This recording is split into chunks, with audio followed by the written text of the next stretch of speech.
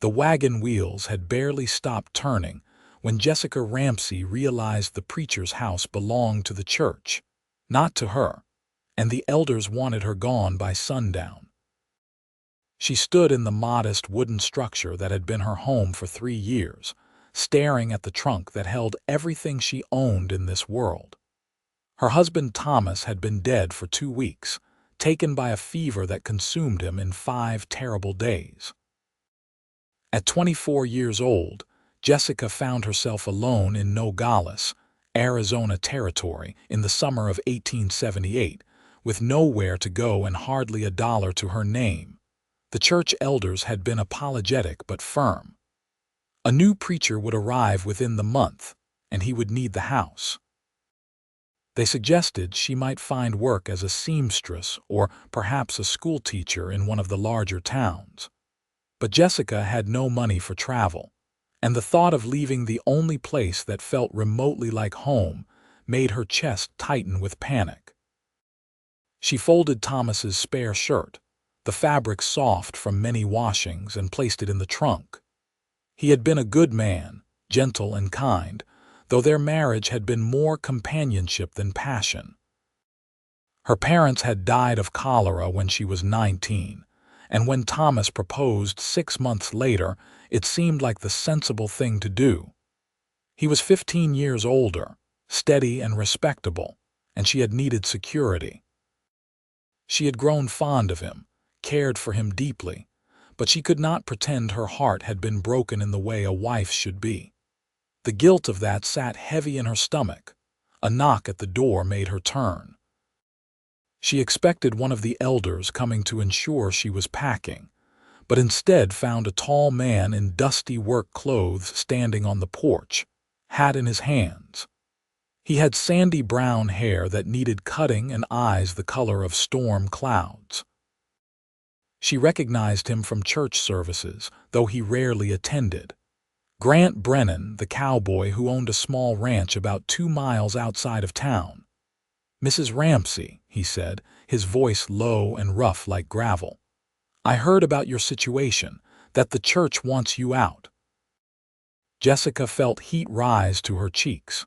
The humiliation of her circumstances had not fully settled on her yet, but having this near stranger acknowledge it made it suddenly real. News travels fast. It's a small town. He shifted his weight from one foot to the other, clearly uncomfortable.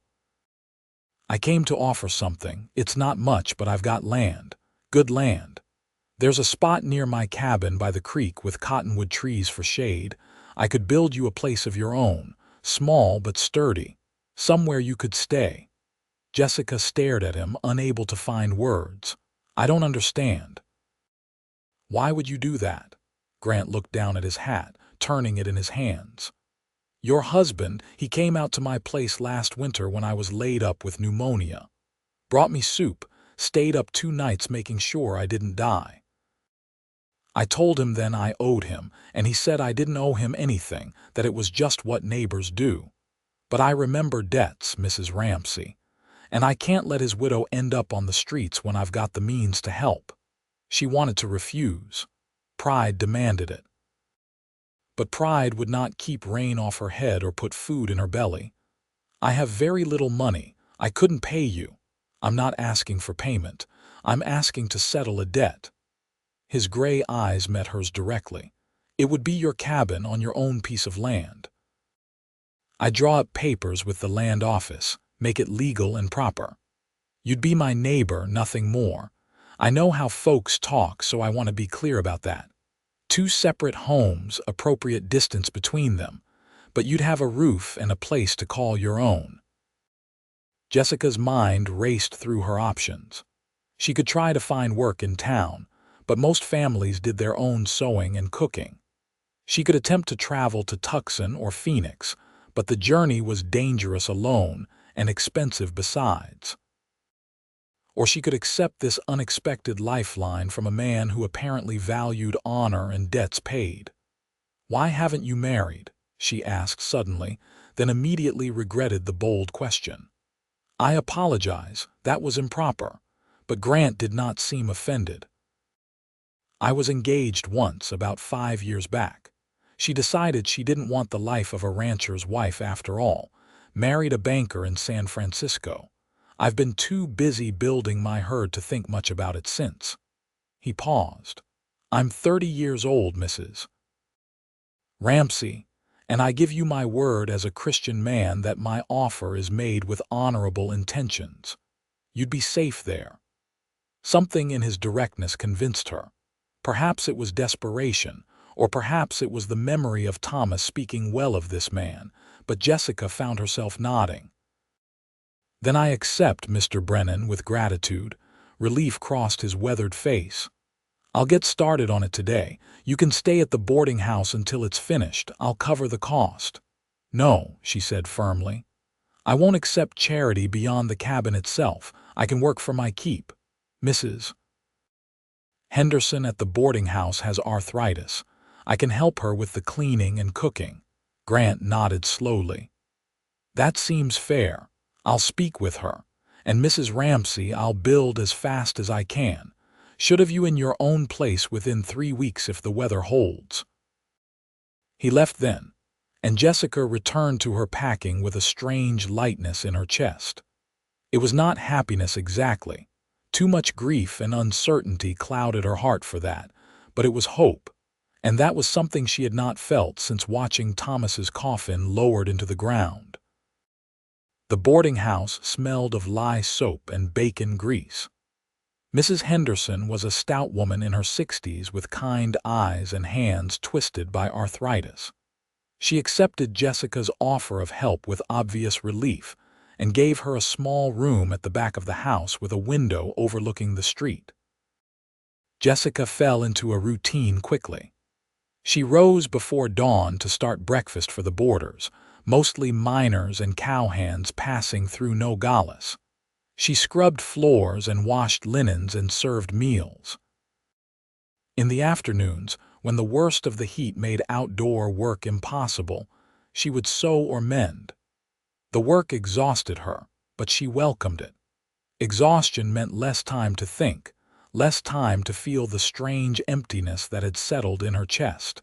Grant came to town every few days for supplies. He would nod to her politely if their paths crossed, but he did not seek her out or presume any familiarity.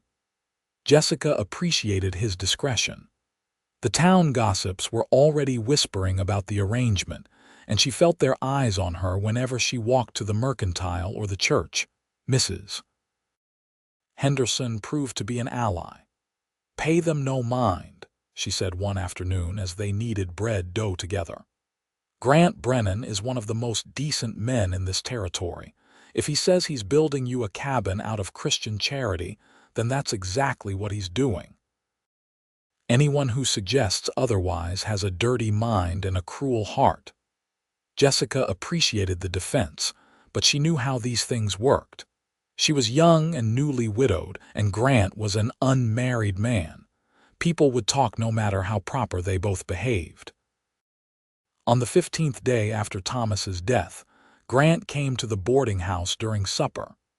Jessica was serving stew to a table of miners when he appeared in the doorway, hat in hand as always. "Mrs. Ramsey, could I speak with you a moment?" She wiped her hands on her apron and followed him out to the porch. The evening air was finally cooling after another scorching day. "Is something wrong with the cabin?"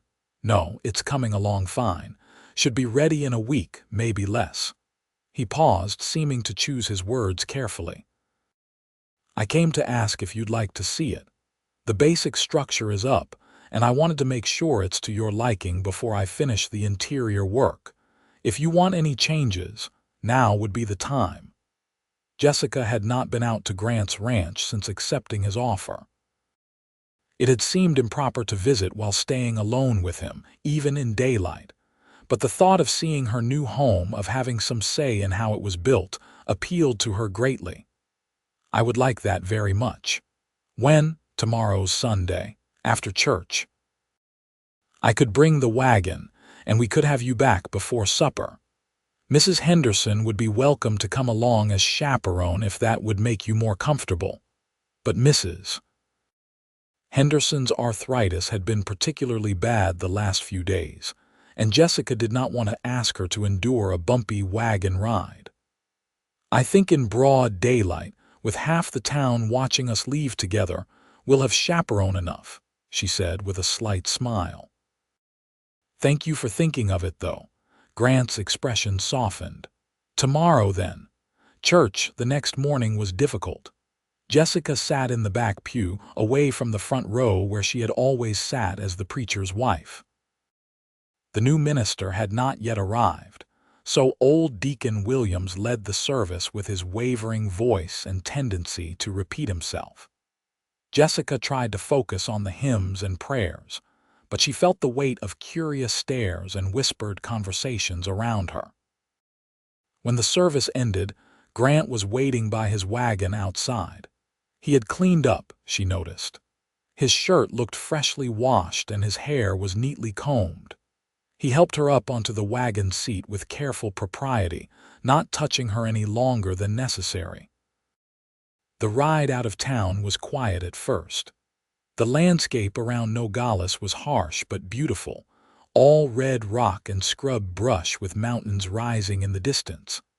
The summer heat shimmered off the ground, making everything look like it was underwater. "Tell me about your ranch," Jessica said, breaking the silence. "Thomas mentioned it, but I don't know much about cattle ranching."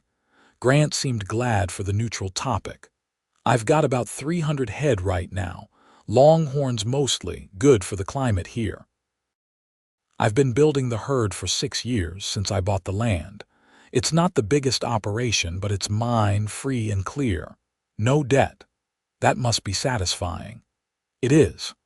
I worked on other men's ranches from the time I was 14 until I was 24, saved almost every penny. When this land came available, I knew it was my chance." He glanced at her. "What about you, Mrs. Ramsey? What did you do before you married the preacher?" "I grew up in Missouri," Jessica said, the memories bittersweet. "My father was a school teacher. He taught me to read and write and do figures. My mother was accomplished with needlework and music. They wanted me to be educated, to have choices." She looked down at her hands, work roughened now from the boarding house labor. "They died during the cholera outbreak of 1874. Thomas was the minister who presided over their funeral. He was kind to me during that terrible time. When he proposed, it seemed like the answer to prayer. I had no other family, no prospects. Marriage meant security." "But not love?" Grant asked quietly, then immediately looked embarrassed. "I apologize, that was too personal." "No, it's all right." Jessica found she wanted to be honest with him. "I cared for Thomas deeply. He was good to me. But if I'm truthful, and I think I should be since you're being so generous, it was not a passionate love, more a partnership, a friendship. I think he married me because he needed a wife for his position, and I married him because I needed protection. We were content together, and perhaps that's more than many people have." Grant nodded slowly. "Content is nothing to dismiss. Plenty of people don't even have that." They rode in companionable silence for a while longer. The land began to change, becoming slightly more hospitable with patches of grassland between the desert scrub. Jessica could see cattle in the distance, red and white shapes moving slowly across the landscape. "There," Grant said, pointing ahead. "That's my place." His cabin was larger than she expected, built of sturdy logs with a covered porch and a stone chimney. It sat in a small valley with a creek running nearby, lined with cottonwood trees that provided blessed shade. Corrals and a barn stood off to one side, and about 100 yards from the main cabin, near a bend in the creek, stood a smaller structure, still raw with new wood. Grant pulled the wagon to a stop near the new cabin, and Jessica climbed down, her heart suddenly pounding. The cabin was small, perhaps 12 feet by 12 feet, with a single window facing the creek and a door on the side facing away from Grant's place. The roof was nearly complete, covered in split shingles. The walls were made of pine logs, carefully chinked with mud and grass. "It's not much," Grant said, sounding uncertain. "But the walls are tight and the roof won't leak. I'm building a stone fireplace in the corner there for cooking and heat in winter. I thought about where to put the door and figured you'd want privacy, so I faced it away from my cabin. The window gives you the view of the creek, though." Jessica walked slowly around the structure, running her hand along the smooth logs. Grant had taken care with the work. The corners were precisely fitted and the whole thing looked solid and well made. "You did this all yourself, mostly." A couple of the ranch hands helped with the roof. He followed her inside. The interior was dim and cool, smelling of fresh cut wood and earth. "I was thinking of building a loft for sleeping, if that suits you. Would give you more floor space below for living. And I could make a table and a chair, maybe a small chest for your things." "Mr. Brennan," Jessica said, turning to face him, "this is far more than I expected. You've gone to such trouble. It's the least I can do." His gray eyes were serious. "I know this isn't how you expected your life to go, Mrs. Ramsey, but I want you to know you'll be safe here. I'm usually out with the herd during the day. You'll have privacy and peace. And if you ever need anything, anything at all, you just have to ask." Something in his earnestness touched her. "You're a good man, Grant Brennan." He looked away, clearly uncomfortable with the praise. "I'm just trying to do right. Come on, let me show you the creek. The water's clean and cold even in summer. Good for drinking, washing, whatever you need." They walked down to the creek together and Jessica knelt at the edge, dipping her fingers in the clear water. It was indeed cold, probably fed by a spring somewhere upstream. Cottonwood trees grew thick along the banks, their leaves rustling in the breeze. Birds sang in the branches and insects buzzed in the warm air. It was peaceful in a way that made her chest ache. "It's beautiful," she said softly. Grant stood a few feet away, giving her space but close enough to talk. "It's what sold me on this land. Water is everything out here. This creek runs year-round, never seen it go dry even in the worst drought. A man can build a life around reliable water." "Or a woman," Jessica added, looking up at him. "Or a woman," he agreed with a small smile. They spent the next hour discussing details of the cabin. Grant showed her where he planned to put the fireplace, asked her opinion on the height of the loft, promised to build her a proper bed frame rather than just a mattress on the floor. His eagerness to please her was touching, and Jessica found herself warming to him despite her determination to keep things strictly neighborly. As the sun moved toward late afternoon, Grant suggested they head back to town. On the ride home, Jessica felt lighter than she had in weeks. She had a home, or would soon. She had a future, uncertain though it was, and she had found an unexpected friend in this quiet cowboy who kept his word and worked with his hands. "Mr. Brennan," she said as they neared Nogales, "I want to thank you properly. When I move into the cabin, let me cook you a meal. It's small repayment for what you've done, but I'd like to do something."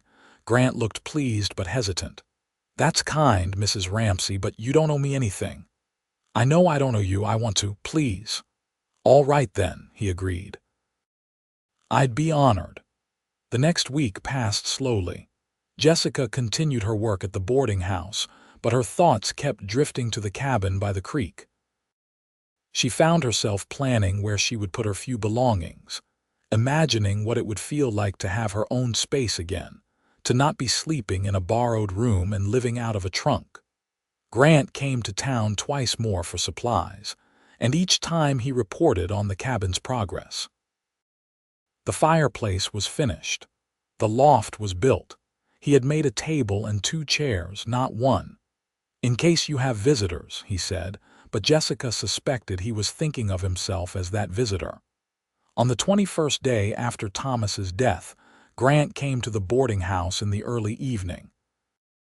Jessica was in the kitchen washing dishes when Mrs. Henderson called her to the parlor. "It's finished." Grant said without preamble. "If you want to move in tomorrow, it's ready." Jessica felt a surge of emotion that caught her off guard. Relief, gratitude, excitement, and a thread of fear all tangled together. "Tomorrow, then," she managed to say. True to his word, Grant arrived the next morning with his wagon. Jessica's trunk and few boxes fit easily in the back. Mrs. Henderson came out to see her off, embracing her tightly despite the pain it clearly caused her arthritic shoulders. "You're welcome back here anytime," the older woman said. "And don't let the gossips bother you. You're doing nothing wrong." The ride to the ranch felt different this time.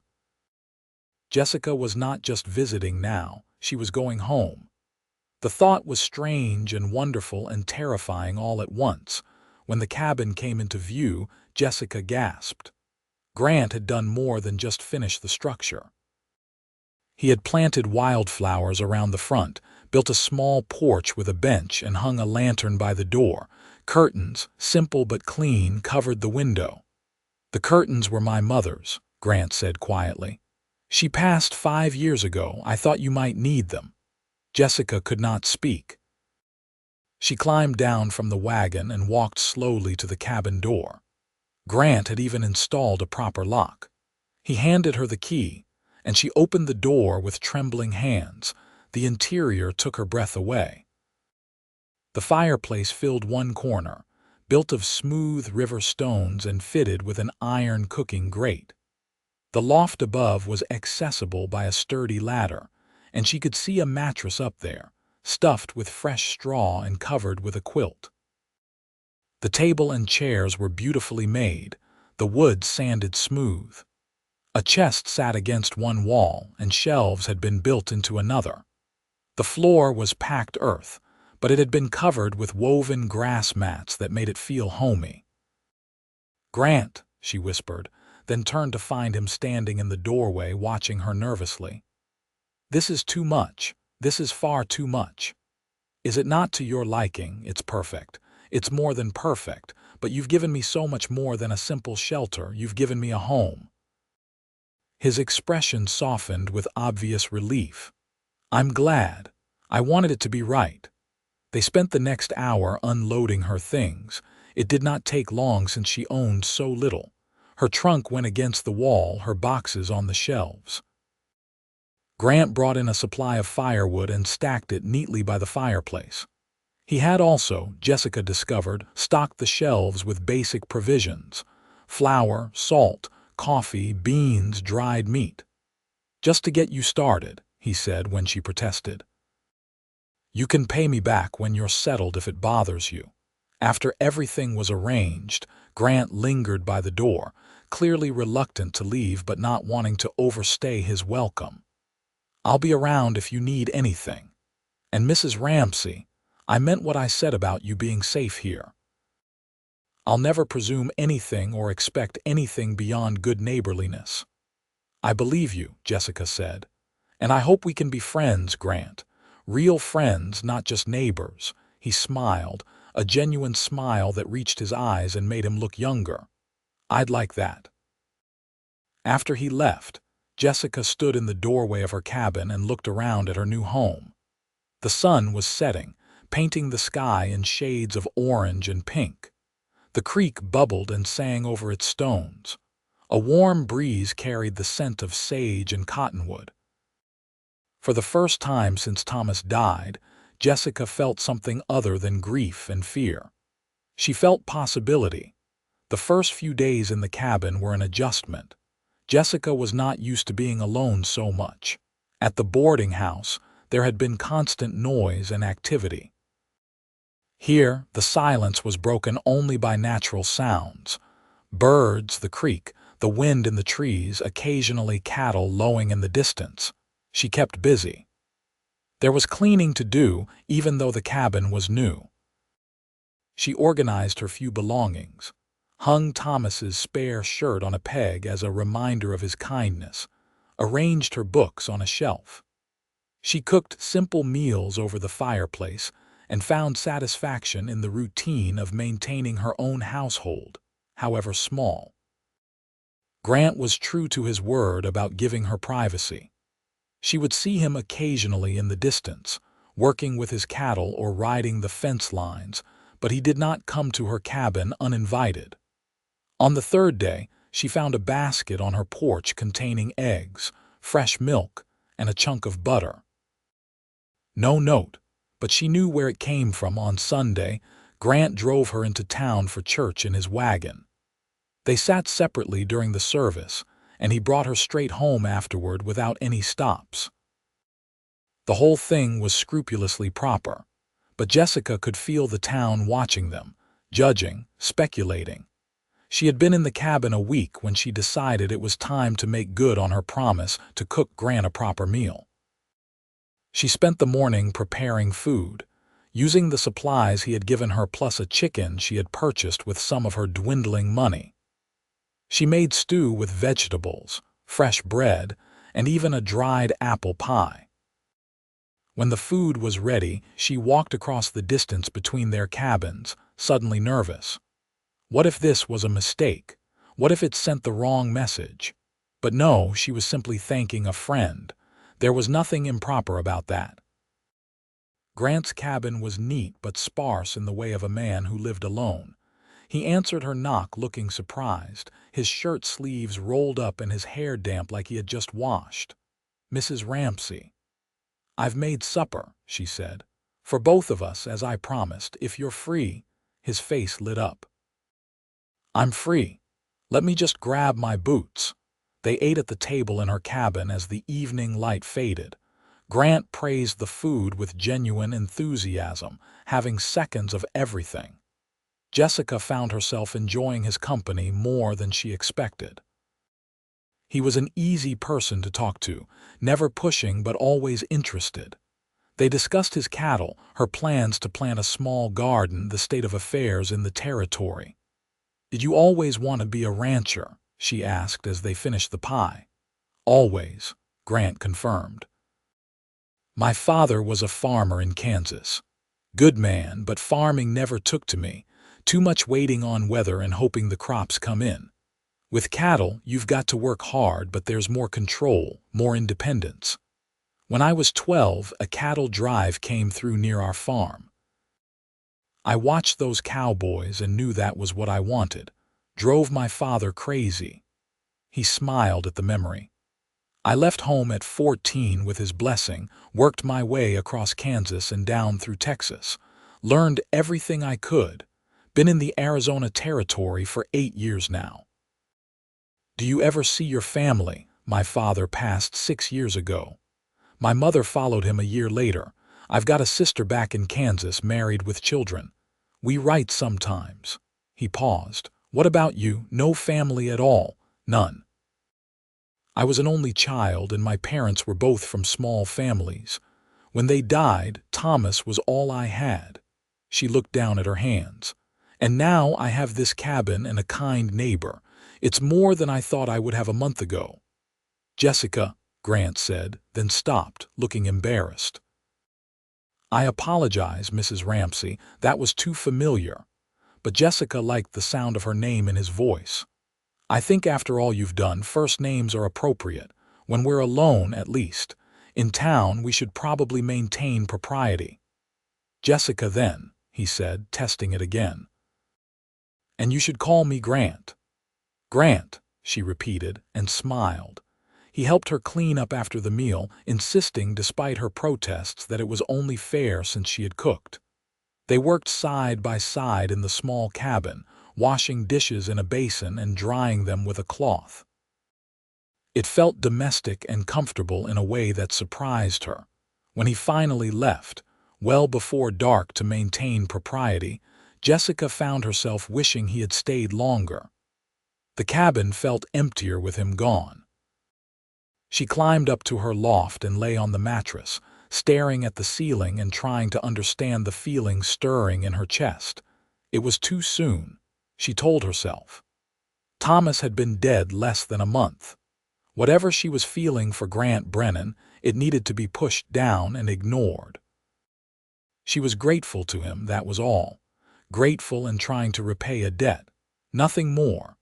But as she drifted to sleep, it was Grant's gray eyes and gentle smile that filled her thoughts.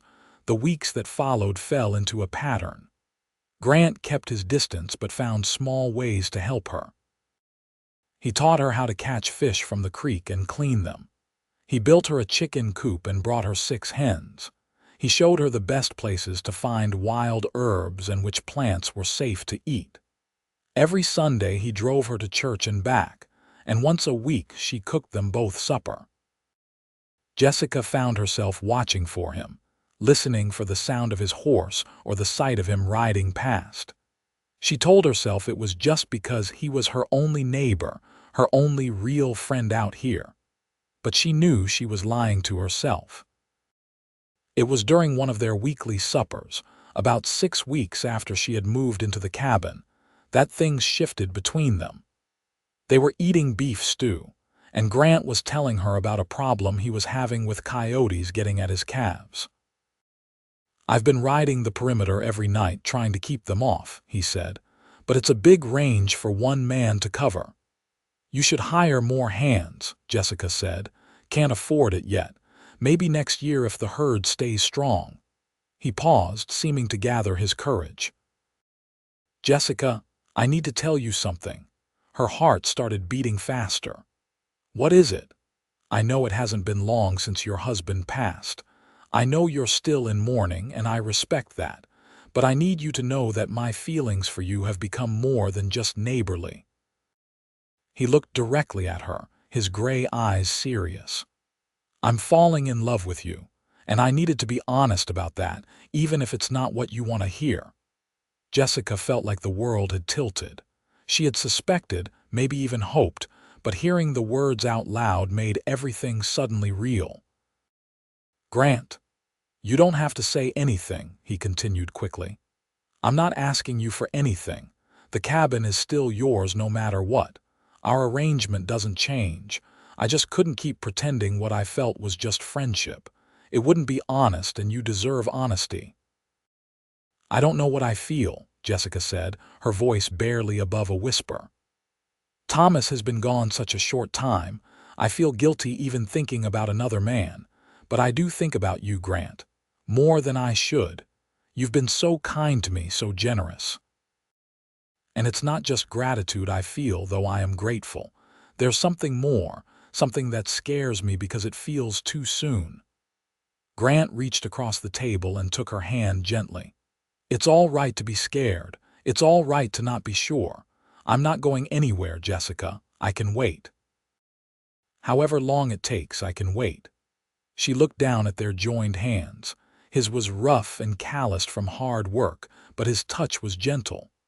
"What if the town gossips are right? What if this was your plan all along, to trap me into dependence so I'd have no choice but to marry you?" He pulled his hand back as if burned. "Is that what you think of me?" "No," she said quickly, immediately regretting her words. "No, Grant, I don't think that. I'm sorry. I'm just frightened. I've been dependent on men my whole life, first my father, then Thomas. I wanted to be independent, to stand on my own. But here I am, dependent on you now." "You're not dependent on me," Grant said firmly. "This cabin and the land it sits on are legally yours. I filed the papers with the land office. It's in your name, Jessica Ramsey. If you wanted, you could order me off your property and I'd have no legal right to refuse. You're not trapped here." She stared at him. "You put it in my name. But why?" "Because I meant what I said about settling a debt. Because I wanted you to have security, real security that no one could take away. And because I never wanted you to feel obligated to me." He stood up, agitated now. "I should go. I've said too much, pushed too hard." "Wait," Jessica said, standing as well. "Don't go, not like this." They stood facing each other in the small cabin, the tension thick between them. Jessica's heart was pounding, her mind racing. She thought about the last 6 weeks, about how Grant had respected her, protected her, given her space while still being present. She thought about how she felt when she saw him riding across the range, about how her days felt brighter when they spent time together. "I'm falling in love with you too," she said, the words tumbling out before she could stop them. "And it terrifies me because I don't know if it's real or if I'm just confused and grateful and lonely. I don't know if I'm betraying Thomas's memory. I don't know if I'm being foolish or rushing into something I'll regret." Grant took a step closer. "What does your heart tell you?" "My heart tells me that you're a good man, that you make me feel safe and valued, that when I'm with you I forget to be afraid." She took a shaky breath. "But my head tells me I need more time to be sure." "Then take more time," Grant said softly. "Take all the time you need." "I'm not going anywhere." He left then, and Jessica spent the night staring at the ceiling of her loft, her emotions in turmoil. She had loved Thomas in her way, but what she felt for Grant was different. It was stronger, more intense, more frightening. With Thomas, she had felt safe and cared for. With Grant, she felt alive. The next morning, she woke determined to figure out her feelings. She could not keep living in this state of uncertainty. It was not fair to Grant, and it was not fair to herself.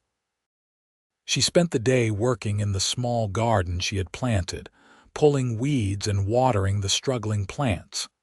The physical labor helped clear her mind. As she worked, she let herself think about Thomas without guilt for the first time. She remembered their quiet life together, the comfortable routines, the gentle affection. It had been a good marriage in its way, but it had not been a passionate one. Thomas had needed a wife for his position, and she had needed security. They had found contentment together, but not joy. What she felt with Grant was different. When he looked at her, she felt seen in a way she never had before. When he smiled, her heart lifted. When they talked, hours could pass without her noticing. This was what the poets wrote about, what the novelists described. This was the kind of love she had always wondered about but never expected to experience. Did it matter that it was coming so soon after Thomas's death? She had not chosen to be widowed. She had not sought out Grant's affection. But it had found her anyway, and perhaps that was allowed. Perhaps she was allowed to be happy again, even if it seemed too soon by society's standards.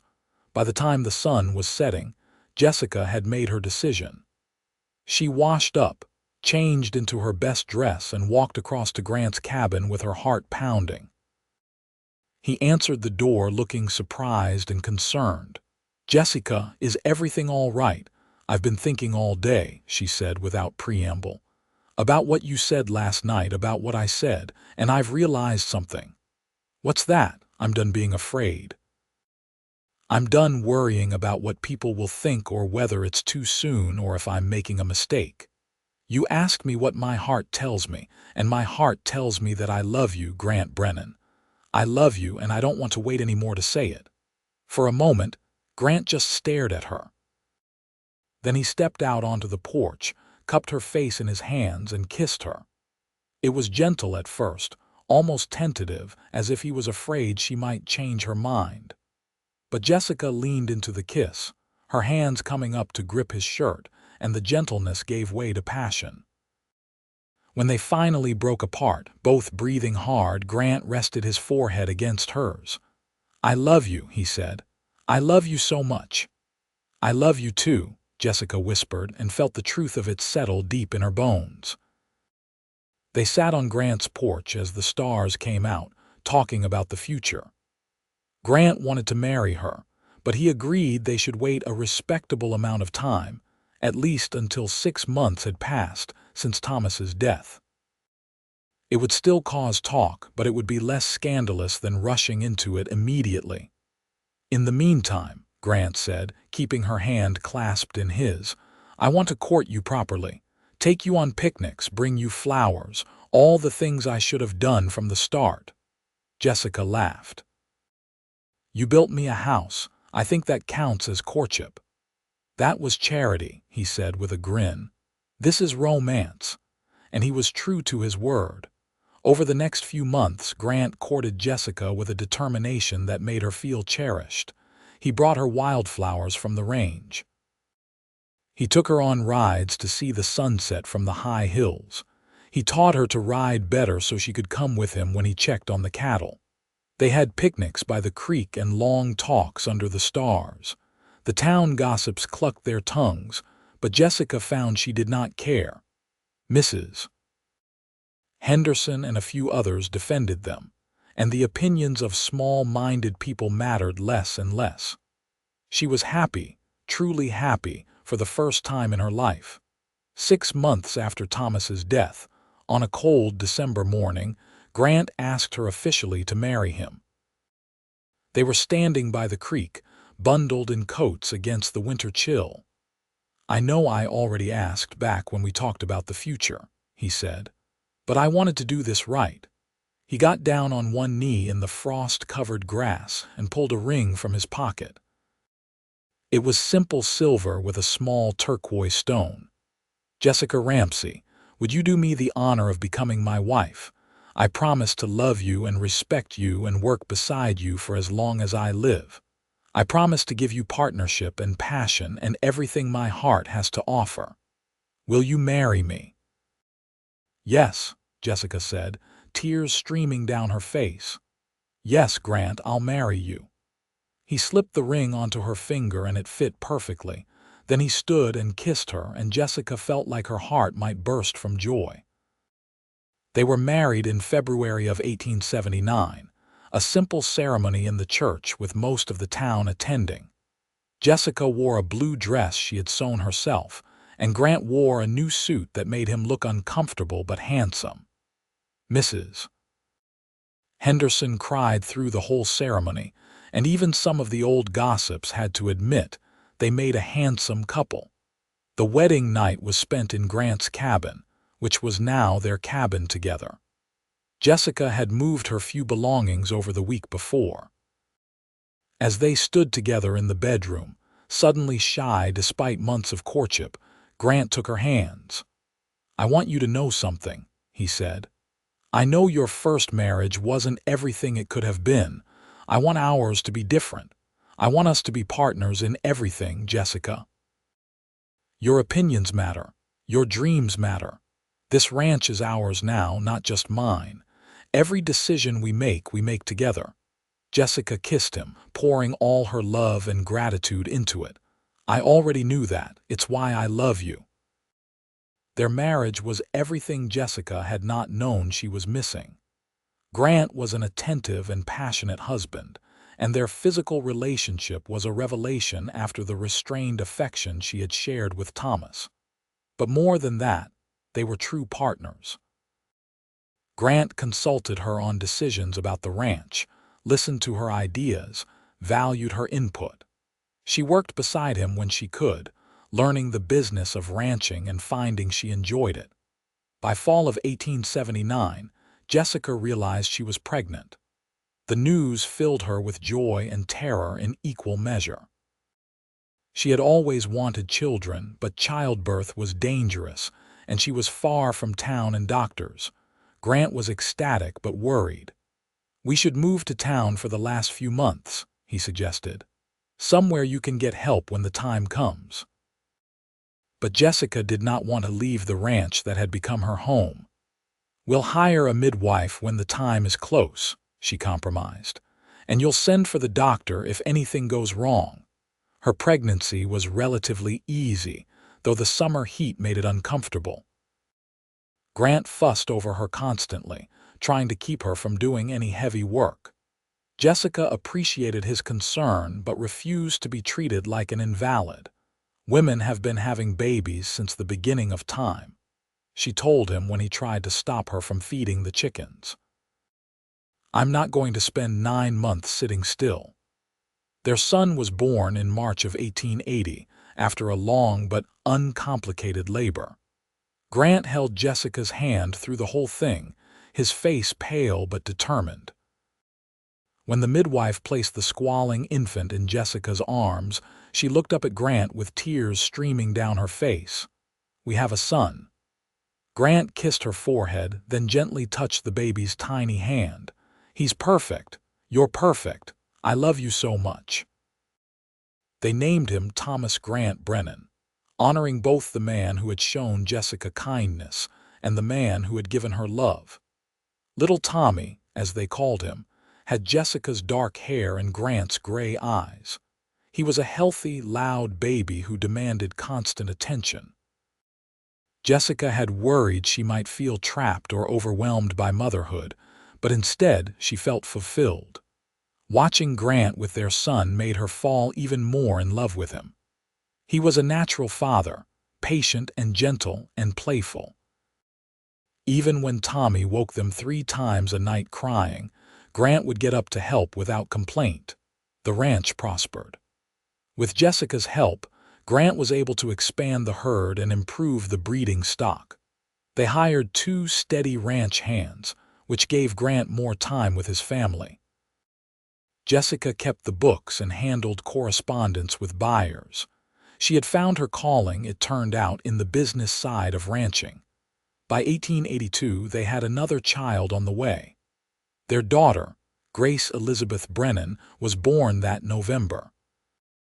She was a quiet baby, unlike her brother, with blonde hair and blue eyes that neither parent could account for, until Grant remembered his grandmother had been blonde. Jessica's cabin, the one Grant had built for her back in 1878, became a guest house of sorts. When Grant's sister came to visit from Kansas with her children, they stayed there. When they hired a ranch manager a few years later, he lived there with his family. But Jessica always thought of it as the place where her new life had truly begun. On their 5th wedding anniversary in 1884, Grant surprised her with a gift. He had built an addition onto their main cabin, expanding it into a proper ranch house with multiple bedrooms and a large kitchen. In the new parlor, he had installed a piano. "I remember you said your mother taught you to play," he said as Jessica stared at the instrument in shock. "I know we're far from anywhere, but I thought you might like to play again, and maybe teach the children." Jessica ran her fingers over the keys, emotion clogging her throat. "How did you even get this out here?" "Took some doing," Grant admitted with a grin. "But you're worth it." She played that night for the first time in years, her fingers stiff at first but quickly remembering. Tommy, now 4, and Grace, almost 2, sat on the floor and listened with wide eyes. Grant stood behind her, his hands on her shoulders, and Jessica thought about how far she had come from that terrified widow with nowhere to go. The years passed in a blur of hard work and happiness. There were difficult times, of course. A drought in 1885 that threatened the herd. A terrible winter in 1887 that killed a dozen cattle. Tommy broke his arm falling from a horse when he was 7. Grace nearly died from scarlet fever when she was 5. But they weathered every storm together, and the hard times only made the good times sweeter. In 1889, Jessica gave birth to twins, 2 boys they named Daniel and Samuel. Grant joked that they now had enough children to run the ranch for generations. Jessica, exhausted but happy at 35 years old, told him this was absolutely their last. Tommy grew into a serious boy who loved the ranch and wanted nothing more than to follow in his father's footsteps. Grace was artistic and dreamy, always drawing pictures of the horses and landscape. The twins were wild and rambunctious, constantly getting into mischief that kept Jessica on her toes. The ranch grew successful enough that they were able to build a real school in Nogales, donating the money in Thomas's memory. Jessica took pride in that, knowing her first husband would have approved. She had never forgotten his kindness to her, even as her life with Grant had superseded those memories. On a summer evening in 1895, Jessica stood on the porch of their ranch house and looked out over the land. She was 41 years old now, with silver threading through her dark hair and lines around her eyes from years of sun and smiling. Behind her in the house, she could hear Grant helping Tommy with the books while Grace practiced piano. The twins were supposed to be in bed but were undoubtedly still awake, whispering and giggling. Grant came out to join her, sliding his arm around her waist. At 47, he had some gray in his hair too, and his face was weathered by years of outdoor work. But his gray eyes were as kind as ever, and when he looked at her, she still felt the flutter of love in her chest. "What are you thinking about?" he asked. "Everything," Jessica said, leaning into him. "I was thinking about the day I met you when you showed up at the preacher's house and offered to build me a cabin. I was so scared that day. I thought my life was over. And instead, it was just beginning," Grant said, kissing the top of her head. "Instead, it was just beginning," Jessica agreed. "Grant, do you ever wonder what would have happened if you hadn't come that day? If you hadn't felt obligated to repay Thomas's kindness?" "I think about it sometimes," he admitted. "I think I would have regretted it for the rest of my life. Missing out on you, on this life we've built together, on our children. It would have been the biggest mistake I ever made. I'm glad you came then. I'm glad you built me a cabin next to yours." She turned to face him, cupping his face in her hands. "I'm glad for all of it, every single day. Even the hard ones." Grant kissed her, slow and sweet. "I love you, Jessica Brennan. I love you too." They stood together on the porch as the sun set over the Arizona territory, painting the sky in shades of orange and gold. Inside, their children were growing up. Around them, their ranch thrived. And between them flowed the deep, abiding love that had started with a simple act of kindness and grown into something neither of them could have imagined. Jessica thought about the frightened widow she had been 17 years ago, clutching her few belongings and facing an uncertain future. If she could go back and tell that woman what was coming, that the cowboy at her door was about to give her not just a cabin but a whole new life, would she have believed it? Probably not. But it had happened anyway, and Jessica was grateful for every moment of it. The next few years brought more changes. Tommy, at 17, started taking on more responsibility with the ranch. He had his father's steady nature and his mother's head for business. Grant taught him everything he knew, and Jessica could see how proud it made her husband to watch their eldest son grow into a capable young man. Grace, at 15, surprised them by announcing she wanted to be a teacher. She had been helping at the school in Nogales for a year, assisting the regular teacher, and had discovered a passion for education. Jessica supported her completely, remembering her own father's dedication to teaching. The twins, at 8 years old, were still wild but showed promise. Daniel loved working with the horses and had a natural gift for training them. Samuel was more interested in the mechanical side of things, always tinkering with equipment and trying to figure out how things worked. In 1897, Grant surprised Jessica by taking her on a trip to San Francisco. They left the ranch in Tommy's capable hands and traveled by train to California. It was Jessica's first time seeing the ocean, and she stood on the beach with tears in her eyes, overwhelmed by the vastness of it. "Thank you for this," she told Grant as they walked along the sand. "For everything, always. You deserve the world," Grant said. "I'm just glad I can give you a piece of it." They stayed in a fancy hotel and ate in restaurants and went to the theater. It was magical, but Jessica found she was homesick by the end of the week. The ranch had become her heart in a way nowhere else could be. When they returned home, the whole family was waiting at the train station.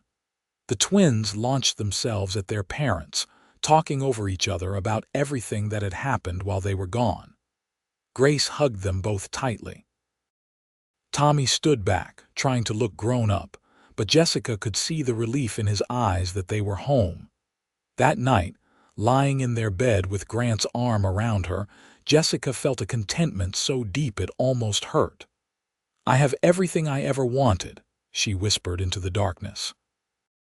"So do I," Grant replied, pulling her closer. Time continued its relentless march. In 1900, Tommy married a sweet girl named Sarah from a neighboring ranch. They built a house on the Brennan land, and within a year, Jessica was a grandmother to a baby girl named Hope. Holding her granddaughter for the first time, Jessica marveled at how life continued in cycles.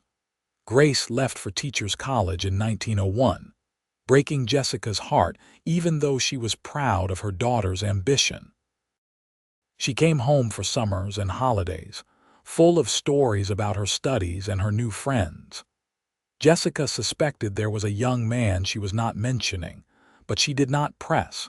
The twins finished school and both chose to stay on the ranch. Daniel started a horse breeding program that brought in good money. Samuel began experimenting with windmills and irrigation systems that made the ranch more efficient. Grant often joked that their children were smarter than both parents combined. In 1905, Grace came home with news. She had been offered a teaching position in Tucson and had accepted. She was also engaged to a professor at the college, a kind man named Richard who treated her like she hung the moon. They would marry in the fall. The wedding was beautiful, held at the ranch with half of Arizona territory in attendance. Grant walked Grace down the aisle with tears streaming unashamedly down his face. Jessica cried too, remembering her own wedding day and feeling the bittersweet pain of watching her daughter start her own new chapter. After all the children had grown and started their own lives, Jessica and Grant found themselves alone again in many ways. The ranch still demanded work, but with Tommy and his growing family nearby, and the twins handling most of the day-to-day operations, they had more time for themselves. They took long rides together like they had done during their courtship. They sat on the porch in the evenings and talked for hours. Grant taught Jessica to play chess, and they had ongoing games that lasted weeks. Jessica read books aloud to Grant while he carved wood, a hobby he had taken up in his later years. "You know what's strange?" Jessica said one evening in 1908. They were sitting on the porch watching the sunset as they had done thousands of times before. She was 54 now, Grant 60. "What's that? I'm older now than Thomas was when he died. He was 39 and I'm 54. It seems impossible somehow. I was so young when he passed, and he seemed so old to me." "Do you think about him much?" Grant asked without jealousy. They had been married long enough that old ghosts held no threat. "Sometimes," Jessica admitted. "I'm grateful to him. He was kind to me when I needed kindness." "But Grant, what we have is so different from what I had with him. You're my partner, my love, my best friend. You're everything. And I just want you to know that in case I don't say it enough." Grant took her hand, his thumb rubbing over her knuckles. "You say it every day just by being you. By choosing me, by building this life with me, by loving me the way you do. I'm the luckiest man who ever lived, Jessica." "I'm the lucky one," she insisted. "You saved me that summer of 1878. You gave me a home when I had nowhere to go." "No," Grant said firmly. "I gave you a cabin." "You gave me a home. There's a difference." Jessica leaned her head on his shoulder, and they watched the sun disappear below the horizon in comfortable silence. These moments, she thought, were what she would remember when her time came. Not the dramatic declarations or grand gestures, but the quiet evenings spent side by side with the man she loved. The years continued to roll by. More grandchildren came, and then great-grandchildren. Tommy and Sarah had 4 children total. Grace and Richard had 3. The twins both eventually married and started families of their own. The Brennan Ranch became a sprawling family enterprise, with multiple houses and generations working the land together. In 1915, on a warm spring day, Jessica and Grant celebrated their 36th wedding anniversary. The whole family gathered at the ranch for a party. There were children running everywhere, grandchildren and great-grandchildren whose names Jessica sometimes mixed up. There was food and music and laughter. At one point, Jessica found herself standing by the creek, near the spot where her old cabin had stood. It had been torn down years ago, the wood used for other projects. But she could still picture it exactly as it had been the first time she saw it, raw and new and full of possibility. Grant found her there just as he always did. "What are you doing out here all alone?" "Not alone," Jessica said, smiling at him. "You're here." "Always," he promised. They were old now, both of them. Grant was 73 with completely white hair and a body that ached from decades of hard work. Jessica was 61 with her own share of aches and pains. But when they looked at each other, they still saw the young widow and the cowboy who had built her a cabin next to his. "Do you remember what you said to me that first day?" Jessica asked. "When you came to the preacher's house to offer help," Grant thought for a moment. "I said your husband had helped me and I wanted to repay the debt." "You said you remembered debts," Jessica corrected gently. "And you did. You remembered and you acted on it and you changed my entire life." "We changed each other's lives," Grant said. "I was just existing before you, Jessica, going through the motions. You made me live."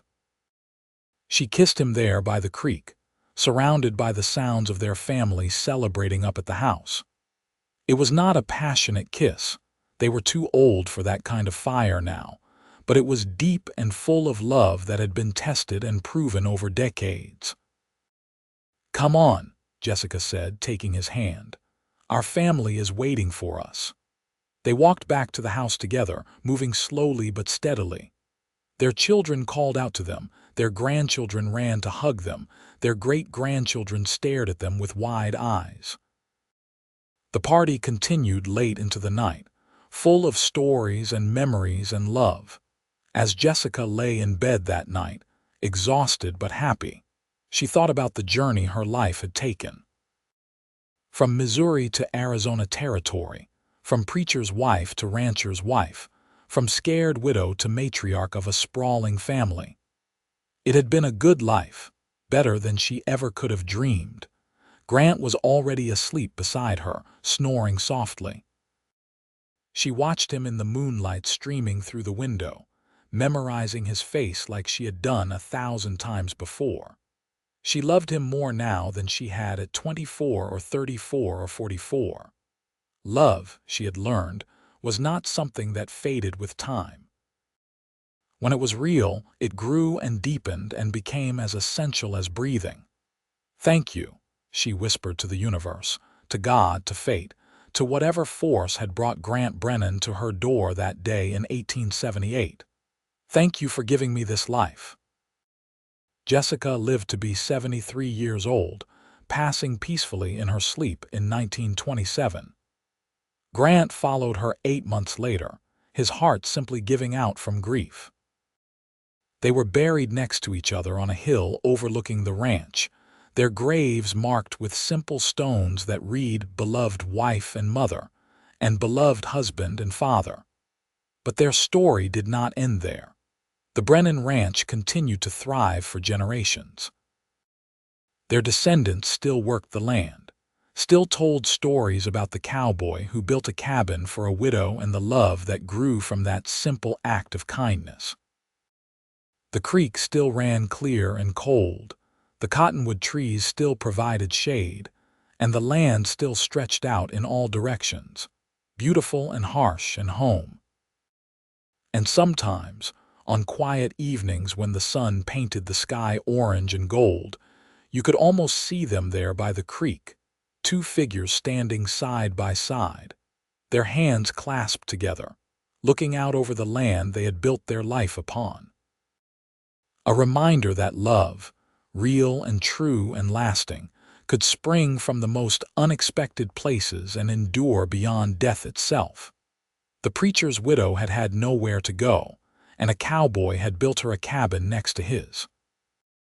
And from that simple beginning came a love story that lasted a lifetime and beyond, a testament to kindness, honor, and the unexpected ways that fate could change everything in a single moment.